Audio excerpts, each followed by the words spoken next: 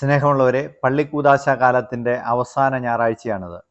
ഇന്ന് നമുക്ക് ധ്യാനിക്കാൻ നൽകിയിരിക്കുന്ന സുവിശേഷ ഭാഗം വിശുദ്ധ യോഹന്നാൻ്റെ സുവിശേഷം 18-ാം അധ്യായം 33 മുതലുള്ള തിരുവചന ഭാഗമാണ്. അത് തുടങ്ങുന്ന ഇങ്ങനെയാണ്: പീലാത്തോസ് വീണ്ടും പ്രത്തോറിയത്തിൽ പ്രവേശിച്ച് യേശുവിനെ വിളിച്ച് അവനോട് ചോദിച്ചു, നീ യഹൂദരുടെ രാജാവാണോ? യേശു പ്രതിവചിച്ചു, ഇത് നീ സ്വയമേവ പറയുന്നുവോ, അതോ മറ്റുള്ളവർ എന്നെപ്പറ്റി നിന്നോട് പറഞ്ഞതോ? പ്രിയപ്പെട്ടവരെ, ഇന്ന് ക്രിസ്തുരാജൻ്റെ തിരുനാളാണ്. നമ്മൾ ഈ ആഴ്ച കഴിഞ്ഞിട്ട് അടുത്ത ഞായറാഴ്ച മുതൽ മംഗളവാർത്താ കാലത്തിലേക്ക് കിടക്കുകയാണ്. ഈശോയുടെ ജനനത്തിനായിട്ട് ഒരുങ്ങുന്നു, ക്രിസ്മസിനായിട്ട് ഒരുങ്ങുന്നു. അതിന് തൊട്ട് തലേ ഞായറാഴ്ച, പള്ളിക്കൂദാശ കാലത്തിൻ്റെ അവസാന ഞായറാഴ്ച, തിരുസഭ നമുക്ക് ഈശോയുടെ രാജ്യത്വത്തെക്കുറിച്ച് ധ്യാനിക്കാൻ അവസരം നൽകുകയാണ്. ഇത് തീർച്ചയായിട്ടും ഈ അവസാന ഞായറാഴ്ച വരുന്നത് ഒരുപാട് അർത്ഥപൂർണമാണ്. കാരണം യുഗാന്ത്യോന്മുഖമായ സഭയെക്കുറിച്ച് നമ്മൾ ധ്യാനിക്കുന്നു, ഈശോയുടെ രണ്ടാം വരവിനെ കുറിച്ച് നമ്മൾ ധ്യാനിക്കുന്നു. ആ കാലമാണ് പള്ളിക്കൂദാശ കാലം. പള്ളിക്കൂദാശ കാലം അവസാനിക്കുമ്പോൾ മഹത്വത്തിൽ സ്വർഗത്തിൽ കുരിശിൻ്റെ അടയാളത്തോടുകൂടി പ്രത്യക്ഷനാകുന്ന സർവപ്രപഞ്ചത്തിൻ്റെയും രാജാവിനെ കുറിച്ച് ധ്യാനിച്ച് നിർത്തുന്നത് ഉചിതമാണ്. ആ അർത്ഥത്തിൽ ഈശോയുടെ രാജ്യത്വ തിരുനാൾ പള്ളിക്കൂദാശ കാലത്തിൻ്റെ അവസാന കാലത്ത് സമയത്ത് ഞായറാഴ്ച വരുന്നത് അർത്ഥപൂർണമാണ്. നമ്മൾ ഈശോയുടെ രാജ്യത്വത്തെക്കുറിച്ച് ക്രൈസ്റ്റ് ദ കിങ് എന്ന് പറയുന്ന ആ വലിയ പ്രതീകത്തെക്കുറിച്ച് നമ്മൾ ധ്യാനിക്കുമ്പോൾ നമ്മുടെ മനസ്സിലേക്ക് സ്വാഭാവികമായിട്ട് ഓടി വരുന്നത് ഈ US നടന്ന 47ാമത്തെ പ്രസിഡന്റ് തെരഞ്ഞെടുപ്പിലെ ഒരു സംഭവമാണല്ലോ. അവിടെ ഒരു സംഭവം നടന്നത് നമ്മൾ പത്രങ്ങളിലും ചാനലുകളിലൂടെയൊക്കെ പിന്നീട് കാണുകയുണ്ടായി. കമലാ ഹാരിസിൻ്റെ, ഡെമോക്രാറ്റിക് സ്ഥാനാർത്ഥിയായിരുന്ന കമലാ ഹാരിസിൻ്റെ പ്രചാരണ വേദിയിൽ 2 യുവജനങ്ങൾ ഉച്ചത്തിൽ പറയുന്നത് നമ്മൾ കേട്ടല്ലോ, ക്രിസ്തു രാജാവാണ്, ക്രൈസ്റ്റ് ഈസ് കിങ് എന്ന് പറയുന്നു. അപ്പോൾ ആ സമയത്ത് കമലാ ഹാരിസ് ആ റാലിയിൽ അവരെ അല്പം കളിയാക്കി എന്ന രീതിയിൽ പറയുന്നു, this is not your rally, you are mistaken, this is not your rally. പക്ഷേ ആ ഒരു പരാമർശം ഫോക്സ് ന്യൂസ് ഉൾപ്പെടെയുള്ള ചാനലുകൾ വളരെ തീവ്രമായ രീതിയിൽ ചർച്ച ചെയ്യുന്നത് നമ്മൾ കണ്ടു. അവരെ ആക്ഷേപിച്ചു എന്ന രീതിയിൽ US ക്രിസ്ത്യാനിറ്റിയുടെ അടിസ്ഥാനങ്ങളെ മറന്നുപോയി എന്ന രീതിയിലൊക്കെ അത് വ്യാഖ്യാനിക്കുന്നത് കണ്ടു. അതിന് മറുപടി എന്ന രീതിയിൽ പിന്നെ നമ്മൾ കാണുന്നു, റിപ്പബ്ലിക്കൻ സ്ഥാനാർത്ഥിയായ ഡൊണാൾഡ് ട്രംപിൻ്റെ റാലിയിൽ JD വാൻസ് ഉൾപ്പെടെ, വൈസ് പ്രസിഡന്റ് സ്ഥാനാർത്ഥി ഉൾപ്പെടെ റാലി തുടങ്ങുന്ന സമയത്ത് Christ is king, Christ is king എന്ന് ജനക്കൂട്ടത്തെ കൊണ്ട് പറയിപ്പിച്ച്, അല്ലെങ്കിൽ ജനക്കൂട്ടം തന്നെ സ്വാഭാവികമായിട്ട് ഏറ്റുപറഞ്ഞ് അങ്ങനെ ഒരു US എലക്ഷൻ തന്നെ നടന്നത് നമ്മൾ കാണുന്നു. അവസാനം ഈ ക്രൈസ്റ്റ് ഈസ് കിങ് എന്ന് പറഞ്ഞ ആള്, അല്ലെങ്കിൽ I will make America back to Christianity, it's better that I advise everybody that every person has a Bible in his hand and in each house എന്ന് പറഞ്ഞ ആ സ്ഥാനാർത്ഥി അമേരിക്കയുടെ 47ാം പ്രസിഡന്റായി എന്ന് പറയുന്നത് നിസ്സാര കാര്യമല്ല എന്ന് ഈ ആധുനിക ലോകത്തിൽ നിന്ന് നമ്മൾ മനസ്സിലാക്കുകയാണ്. അമേരിക്ക പോലെ ലോകത്തിലെ ഏറ്റവും ശക്തമായ രാജ്യത്ത്, ഏറ്റവും ശക്തമായ ജനാധിപത്യം നിലനിൽക്കുന്ന രാജ്യത്ത്, ഏറ്റവും അധികം മാനവികത നിലനിർത്തുന്ന രാജ്യത്ത്, ലോകത്തിലെ ഏറ്റവും പുരോഗതിയുള്ള രാജ്യത്ത്, സാങ്കേതികവിദ്യയുടെ ഏറ്റവും മഹത്തായ തലങ്ങളിൽ നിൽക്കുന്ന രാജ്യത്ത് ഈശോ ക്രൈസ്റ്റ് പ്രചരണ വിഷയത്തിലെ പ്രധാന ഒരു ഘടകമായി എന്ന് പറയുന്നു. അത് നിസ്സാരമായ ഒരു കാര്യമേ അല്ലല്ലോ. അപ്പോൾ ക്രൈസ്റ്റ് ഈസ് കിങ് എന്ന് തന്നെ പറഞ്ഞുകൊണ്ട് പ്രചാരണം തുടങ്ങുന്ന കാര്യം വരെ ഉണ്ടായി എന്ന് നിസ്സാരമല്ല. അപ്പോൾ നമുക്ക് ഈ ക്രിസ്തുരാജൻ്റെ തിരുനാൾ ആഘോഷിക്കുന്ന സമയത്ത് തീർച്ചയായിട്ടും ആ ഒരു സംഭവം കൂടെ നമ്മുടെ മനസ്സിലേക്ക് എടുക്കുന്നത് നല്ലതാണ്. നമ്മൾ മനസ്സിലാക്കുന്നത് ക്രൈസ്റ്റ് ദ കിങ് എന്നുള്ള ആ തിരുനാൾ, ക്രിസ്തുരാജൻ്റെ തിരുനാൾ ആഘോഷിക്കാൻ ലോകത്താട് ആഹ്വാനം ചെയ്യുന്നത് 1925 11-ാം പിയൂസ് പാപ്പയാണ്. അതിനൊരു പശ്ചാത്തലം ഉണ്ടായിരുന്നു. പശ്ചാത്തലം ഇതായിരുന്നു: യൂറോപ്പ്, ക്രൈസ്തവഗീതയുടെ പിള്ളത്തൊട്ടിൽ എന്ന് പറയുന്ന യൂറോപ്പിൽ ആത്മീയതയുടെ മേൽ സെക്കുലറിസം പിടിമുറുക്കി. ക്രൈസ്തവ മൂല്യങ്ങളെല്ലാം നിരാകരിക്കപ്പെടുന്ന ഒരു സ്ഥിതി ഉണ്ടായി. രാജാക്കന്മാർ ഏകാധിപതികളായി മാറി. ആ സമയത്താണ് സുവിശേഷ മൂല്യങ്ങളുടെ വീണ്ടെടുപ്പിന് വേണ്ടിയാണ് പിയൂസ് 11-ാമൻ പാപ്പ യൂറോപ്പിനോട് ക്രിസ്തുരാജൻ്റെ തിരുനാൾ ആഘോഷിക്കാൻ പറയുന്നത്. സർവ്വലോകത്തിൻ്റെ രാജാവ് ക്രിസ്തുവാണെന്നും ക്രിസ്തുവിനെ ഏറ്റുപറഞ്ഞുള്ള ജീവിതമായിരിക്കണം നമ്മുടേതെന്നുള്ള ഒരു സാക്ഷ്യം കിട്ടാൻ വേണ്ടിയാണ് ആ തിരുനാൾ ആഘോഷിക്കാനായി പിയൂസ് 11-ാമൻ പാപ്പ ലോകത്തോട് ആഹ്വാനം ചെയ്യുന്നത്. പിന്നെ നമ്മൾ കാണുന്നുണ്ട് നമ്മുടെ നാടുകളിലും കേരളത്തിലും ഒരു 25 വർഷം മുമ്പ് വരെ ഈ ഈ ക്രിസ്തുരാജന്റെ തിരുനാൾ ആഘോഷിച്ചിരുന്നു. ക്രിസ്തുരാജൻ ജയിക്കട്ടെ എന്ന് പറഞ്ഞ് റോഡുകളിലൂടെയൊക്കെ ടാബ്ലോകളും ഒക്കെ കൊടികളും ഒക്കെ ആയിട്ട് നടന്നിരുന്ന വലിയ ജാഥകൾ നമ്മൾ ഓർക്കുന്നുണ്ട്. ആ ജാഥകളിലൊക്കെ ഹൈന്ദവ സമുദായങ്ങൾ, SNDP സമുദായം ഒക്കെ ഉൾപ്പെടെയുള്ളവർ ഈ ടാബ്ലോകൾ വരെ അതൊരുക്കാൻ വേണ്ടി ആ ടാബ്ലോകളിലെ ബൈബിൾ പ്രതീകങ്ങളായിട്ടൊക്കെ അവർ വരും നിന്നിരുന്ന ഒരു കാലം, വർഗീയതയൊന്നും ഇതുപോലെ ഇല്ലാതിരുന്ന ഒരു കാലം, അതൊക്കെ നമ്മുടെ ഓർമ്മകളിൽ നിൽക്കുന്നുണ്ടല്ലോ. ഈ ക്രൈസ്ത കിങ് എന്ന തിരുനാള് ലൂഥറൻ ആംഗ്ലിക്കൻ സഭകളും ആചരിക്കുന്ന തിരുനാളാണ്. നമുക്ക് ഈ സുവിശേഷ ഭാഗത്തിലേക്ക് വന്നാൽ ക്രിസ്തുരാജന്റെ തിരുനാൾ ആഘോഷിക്കുമ്പോൾ തിരുസഭ 2 സുവിശേഷ ഭാഗങ്ങളാണ് സാധാരണ രീതിയിൽ നമുക്ക് ധ്യാനിക്കാനായിട്ട് നൽകുന്നത്. ഒന്ന് വിശുദ്ധ മത്തായിയുടെ സുവിശേഷം 22-ാം അധ്യായം 40 തിരുവചന ഭാഗമാണ്. അവിടെ നമ്മൾ കാണുന്നത് സ്വാഭാവികതയിൽ നിന്ന് വിപരീതമായിട്ട് ഈശോ തന്നെ ഫരിസേയരെ ഒരു സംവാദത്തിനായി ക്ഷണിക്കുകയാണ്. ഈശോ അവരോട് ചോദിക്കും, നിങ്ങൾ ക്രിസ്തുവിനെ കുറിച്ച് എന്ത് പറയുന്നു? അപ്പം ക്രിസ്തു ആരുടെ പുത്രനാണ്? അപ്പോൾ അവർ പറയുന്നു, ക്രിസ്തു ദാവീദിന്റെ പുത്രനാണ്. ഇസ്രായേൽ കണ്ട ഏറ്റവും മഹാനായ രാജാവായിട്ട് വാഴ്ത്തപ്പെടുന്നത് ദാവീദാണല്ലോ. അപ്പോൾ ഈശോ 110-ാം സങ്കീർത്തനം ഉദ്ധരിച്ചുകൊണ്ട് ഈശോ പറയാണ്, അതെങ്ങനെയാണ്? കാരണം കർത്താവിനോട് അരുളി ചെയ്തു എന്ന് ദാവീദ് പറയുമ്പോൾ ദാവീദിന്റെ പുത്രനാകുന്നത് എങ്ങനെയാണ്? മിശിഹ ദാവീദിന്റെ പുത്രനാകുന്നത് എങ്ങനെയാണ്? അപ്പോൾ ഈശോ അതിലൂടെ പറയുന്നു, ദാവീദിന്റെയും മുകളിലുള്ള രാജാവാണ് ഈശോ, സർവാധിരാജനാണ് എന്ന് ഈശോ പറയുകയാണ്.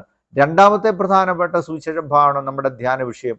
അത് ഈശോയുടെ വിചാരണ സമയത്ത് നടക്കുന്ന സംഭവമാണ്. പീലാത്തോസിന്റെ മുമ്പിൽ ഈശോ ഹാജരാക്കപ്പെടുമ്പോൾ പീലാത്തോസ് ഈശോയോട് ചോദിക്കുന്ന ചോദ്യം നമ്മൾ ആദ്യം വായിച്ചു കേട്ടത്, നീ രാജാവാണോ? ആ ചോദ്യം ചോദിക്കാനായിട്ട് കാരണം യഹൂദരുടെ വലിയൊരു ആക്ഷേപം, ഇവൻ തന്നെ രാജാവാക്കുന്നു എന്ന് പറയുന്ന ഒരു ആക്ഷേപം ഉണ്ടായി.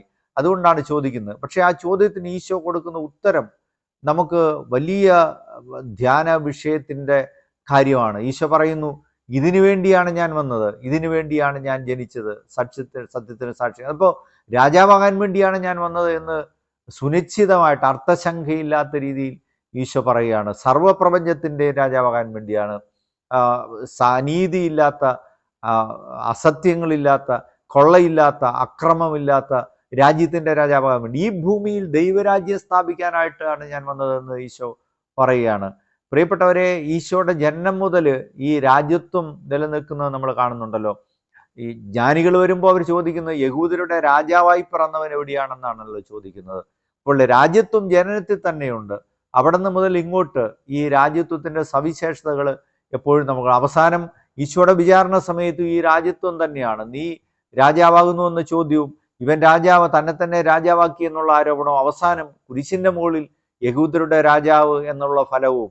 അപ്പോഴാണ് പ്രകോപിതരായിട്ട് യഹൂദരി എന്ന് പീലാത്തോസിനോട്, ഈ ഫലം മാറ്റണം, ഇവൻ തന്നെ രാജാവാക്കി എന്ന്, ഇവൻ യഹൂദരുടെ രാജാവാണെന്ന് പറഞ്ഞു എന്ന് എഴുതണം എന്ന് പറയുമ്പോഴാണ് പീലാത്തോസ് പറയുന്നത്, അത് സർവ്വലോകത്തേക്കുമുള്ള സർവ്വകാലത്തേക്കുമുള്ള ഒരു സാക്ഷ്യമെന്ന രീതി പീലാത്തോസ് പറയും, ഞാൻ എഴുതിയത് എഴുതി. കാരണം സർവ്വലോകത്തിൻ്റെയും നാഥനാണ്, അതിനാഥനാണ് ഈശോ എന്ന ആ ഒരു ഫലകം എന്നേക്കുമായി നിലനിൽക്കട്ടെ എന്ന് പീലാത്തോസ് അറിയാതെ പറഞ്ഞ സാക്ഷ്യമാണെങ്കിലും അങ്ങനെ നിലനിൽക്കുകയാണ്, പ്രപഞ്ചത്തിന്റെ മുഴുവൻ രാജാവായിട്ട്. അതുകൊണ്ടാണല്ലോ നെപ്പോളിയൻ ബോണപ്പാർട്ട് പറയുന്നു, ക്രിസ്തു എന്ന രാജാവ്, സർവാധിരാജൻ, ന്റെ മുമ്പിൽ ഒരു രാജാവും സമതുല്യരല്ല. ക്രിസ്തുവിനോട് ആരെയും കമ്പയർ ചെയ്യാൻ പറ്റില്ല, താരതമ്യം ചെയ്യാൻ പറ്റില്ല. നെപ്പോളിയൻ ബോണപ്പാർട്ട് പറയുന്നു, സീസറും അലക്സാണ്ടറും ഞാനും ഒക്കെ സാമ്രാജ്യങ്ങൾ തീർത്തു, അധികാരത്തിന്റെ അടിസ്ഥാനത്തിലാണ് സാമ്രാജ്യങ്ങൾ തീർത്തത്. പക്ഷേ ക്രിസ്തു, അവൻ മിശിഹ, ആ സ്നേഹത്തിന്റെ അടിസ്ഥാനത്തിലാണ് സാമ്രാജ്യം തീർത്തത്. ഞങ്ങൾക്ക് വേണ്ടി ആരും മരിക്കാനില്ല, പക്ഷെ അവന് വേണ്ടി നോക്കൂ, കാലത്തിന്റെ ക്രൈസ്തവ കാലത്തിന്റെ ആരംഭം മുതൽ അനേകർ അവന് വേണ്ടി ജീവൻ സമർപ്പിക്കുന്നു, ഇന്നും അവന് വേണ്ടി ജീവൻ സമർപ്പിക്കുന്നു. ക്രിസ്തു എല്ലാവരുടെയും ഹൃദയത്തിലെ രാജാവാണ്, എല്ലാവരുടെയും രാജാവാണ്. അപ്പോൾ പ്രിയപ്പെട്ടവരെ, ആ തരത്തിൽ ഈശോ പിലാത്തോസിനോട് പറയാം, എൻ്റെ രാജ്യം ഐഹികമല്ല എന്ന് പറഞ്ഞ പോലെ ഈശോ ആത്മീയ രാജ്യത്തിന്റെ രാജാവാണ് എല്ലാ തരത്തിലും. ഞാൻ ഓർക്കുന്നത് കുറച്ചു കാലങ്ങൾക്ക് മുമ്പ് വായിച്ച ഒരു നോവലാണ്, മനുഷ്യനൊരു ആമുഖം എന്ന് പറയുന്ന കേന്ദ്ര സാഹിത്യ അക്കാദമി അവാർഡ് നേടിയ സുഭാഷ് ചന്ദ്രൻ എഴുതിയ ഒരു നോവലാണ്. ആ നോവലിൽ 2 പ്രണയിതാക്കളുണ്ട്, ഒരു പ്രണയ ജോഡി, ജിതന് ആൻമേരി എന്നാണ് അവരുടെ പേരുകൾ. ജിതനും ആൻമേരിയുടെയും പ്രണയ സല്ലാപത്തിനിടയ്ക്ക് അവർ സുവിശേഷം, ബൈബിള് അവരുടെ പ്രധാനപ്പെട്ട ഒരു ചർച്ചാ വിഷയമായിട്ട് മാറുകയാണ്. അപ്പോൾ ആൻമേരി തന്നെ ജിതനോട് ചോദിക്കുകയാണ്, ബൈബിളിലെ ഏറ്റവും ചെറിയ വാചകം ഏതാണ്? എന്നിട്ട് ആൻമേരി തന്നെ പറയുന്നു, യേശു കരഞ്ഞു എന്നുള്ളതാണ്. അപ്പോൾ ജിതൻ പറയുകയാണ്, അല്ല, അതെങ്കിൽ അത് ഏറ്റവും വലിയ വാക്യമാണ്. കാരണം കരഞ്ഞുകൊണ്ട് ലോകത്തെ ജയിച്ചവൻ, മനുഷ്യനെ ജയിച്ചവനാണ് യേശു. അപ്പോൾ അങ്ങനെ അവർ പറയുന്ന സമയത്ത് അതൊരു കുന്നിൻ ചെരുവായിരുന്നു. കുന്നിൻ ചെരുവിൻ്റെ താഴ്വാരങ്ങളിൽ നിന്ന് കുന്നിൻ്റെ മുകളിലേക്ക് ഒരു ലോറി കയറി വരികയാണ്. അവർ നോക്കുമ്പോൾ ആ ലോറിയിൽ എഴുതി വെച്ചിരിക്കുന്നു, ക്രൈസ്റ്റ് ദ കിങ്, സർവ്വലോകത്തിൻ്റെയും പ്രപഞ്ചത്തിൻ്റെയും അധിനാഥനായ ക്രിസ്തുവിനെ വാഴ്ത്തിക്കൊണ്ടുള്ള ഒരു നോവൽ ഭാഗമായിരുന്നു അത്. പ്രിയപ്പെട്ടവരെ, നമ്മൾ ആദിമകാലത്തിൽ മുതൽ നമ്മൾ കാണുന്നുണ്ട് ഈശോയെ രാജാവായിട്ട് ആദിമ ക്രിസ്ത്യാനികൾ കരുതിയിരുന്നു. തിമോത്തിക്ക് എഴുതിയ ലേഖനത്തിൽ നമ്മൾ കാണുന്ന 1-ാം അധ്യായത്തിൽ 17-ാമത്തെ വാക്യത്തിൽ നമ്മൾ കാണുന്നുണ്ട്, യുഗങ്ങളുടെ രാജാവായ മിശിഹ, അദൃശ്യനും സർവ്വലോകത്തിൻ്റെയും രാജാവായ മിശിഹ എന്ന് നമ്മൾ കാണുന്നുണ്ട്. അതുപോലെ നമ്മൾ 19-ാം അധ്യായം, വെളിപാടിൻ്റെ 19-ാം അധ്യായം 6-ാമത്തെ തിരുവചനത്തിൽ നമ്മൾ കാണുന്നുണ്ട്, സിംഹാസനത്തിൽ നിന്നൊരു ശബ്ദം ഞാൻ കേട്ടു, കുഞ്ഞാടിൻ്റെ ശബ്ദം. അപ്പോൾ ഈശോയെ അത്തരത്തിൽ, അതുപോലെ വിശുദ്ധ കുർബാനയിൽ, സീറോ മലബാർ സഭയുടെ വിശുദ്ധ കുർബാനയിലെല്ലാം കാണുന്നുണ്ട്. പ്രാർത്ഥനയുടെ ഒക്കെ സമയത്ത് നമ്മൾ കാണുന്നു, ബലവാനും രാജാവുമായ കർത്താവിനെ എൻ്റെ നയനങ്ങൾ ദർശിച്ചു എന്ന് ഒന്നായി ഉച്ചസ്വരത്തിൽ നിന്ന് ഗാനങ്ങൾക്ക് മുമ്പ് പാടുന്നുണ്ട്. പിന്നീട് വിശുദ്ധ കുർബാനയുടെ സ്വീകരണത്തിൽ മഹത്വവും രാജ്യത്വവും ശക്തിയും മഹത്വവും അങ്ങയുടേതാകുന്നു എന്ന് ഈശോയുടെ രാജ്യത്വത്തെ ഏറ്റുപറഞ്ഞുകൊണ്ട് പറയുന്നു. അവസാനത്തെ ആശീർവാദത്തിലുണ്ട്, രാജാവും രക്ഷകനും ജീവദാതാവുമായ മിശിഹ എന്ന് പറയുന്നു. അപ്പോൾ ഈശോയെ നമ്മുടെ ഹൃദയത്തിൻ്റെയും നമ്മുടെ കുടുംബത്തിൻ്റെയും നമ്മുടെ സമൂഹത്തിൻ്റെയും പ്രപഞ്ചം മുഴുവൻ്റെയും രാജാവായിട്ട് ഏറ്റുചൊല്ലുന്ന മഹനീയമായ സംസ്കാരമാണ് ക്രൈസ്തവ സംസ്കാരം എന്ന് പറയുന്നത്. ആ രാജ്യം, ഈശോയുടെ രാജ്യം സ്നേഹത്തിൻ്റെയാണ്, കരുണയുടെയാണ്, ക്ഷമയുടെയാണ്, വിട്ടുവീഴ്ചയുടെയാണ്. അത് കൊള്ളയില്ലായ്മയുടേതാണ്, അക്രമമില്ലായ്മയുടേതാണ്, തുല്യതയുടേതാണ്. അത് കറുത്തവനെന്നോ വെളുത്തവനെന്നോ വേർതിരിവില്ലാത്തതിൻ്റെതാണ്. അത് സ്ത്രീ പുരുഷ ഭേദമില്ലാത്തതിൻ്റെതാണ്. അങ്ങനെയുള്ള ഒരു സാമ്രാജ്യമാണ് ഈശോ ഈ ലോകത്തിൽ. ആ സാമ്രാജ്യത്തിൻ്റെ വെളിച്ചത്തിലാണ്, അതുകൊണ്ടാണല്ലോ ഡൊണാൾഡ് ട്രംപ് ഒക്കെ പറഞ്ഞ് US is created on the basis of Christian values. അതാണല്ലോ ലോകത്തിലെ ഏറ്റവും വലിയ കോടീശ്വരനായ എലോൺ മസ്ക് പറയുന്നത്. എലോൺ മസ്ക് കയ്യിൽ നിന്ന് ഒരു ബോർഡ് പിടിച്ചുകൊണ്ട് എലോൺ മസ്ക് പ്രത്യക്ഷപ്പെട്ടത് നമ്മൾ കാണുന്നുണ്ടല്ലോ, ക്രൈസിസ് ട്രൂത്ത് എന്ന് പറഞ്ഞ ഒരു ഫലകം പിടിച്ചുകൊണ്ട്. അപ്പോൾ പ്രിയപ്പെട്ടവരെ, കഴിഞ്ഞ ഇടയ്ക്ക് ടൈം മാഗസിൻ്റെ ഒരു സ്പെഷ്യൽ എഡീഷൻ ഉണ്ടായിരുന്നല്ലോ. ആ സ്പെഷ്യൽ എഡീഷൻ തന്നെ ഇതായിരുന്നു, ഈശോയെക്കുറിച്ചാണ്, ജീസസ് എന്ന് പറഞ്ഞ്, who was he and who is he. അത് വായിച്ചപ്പോൾ അതിൻ്റെ 98 പേജോളമുള്ള സ്പെഷ്യൽ എഡീഷനാണ്. അത് ഡൗൺലോഡ് ചെയ്ത് അത് പ്രിൻ്റ് എടുത്തിട്ട് അത് വായിച്ചുകൊണ്ടിരുന്നപ്പോൾ അത്ഭുതപ്പെടുത്തുന്ന രീതിയിൽ ഒരു കാലഘട്ടത്തിൽ മുഴുവൻ ഈശോയെ കേന്ദ്രീകരിച്ചാണ് സർവ്വതും ലോകത്ത് നടന്നത്. പ്രത്യേകിച്ച് യൂറോപ്പിൽ.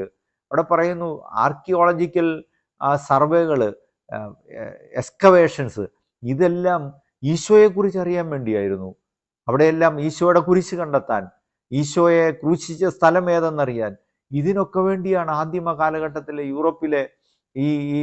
യൂറോപ്പിലെ ചരിത്രകാരന്മാർ അവരൊക്കെ ഈ ആർക്കിയോളജിക്കൽ സർവേകളൊക്കെ നടത്തിയത്.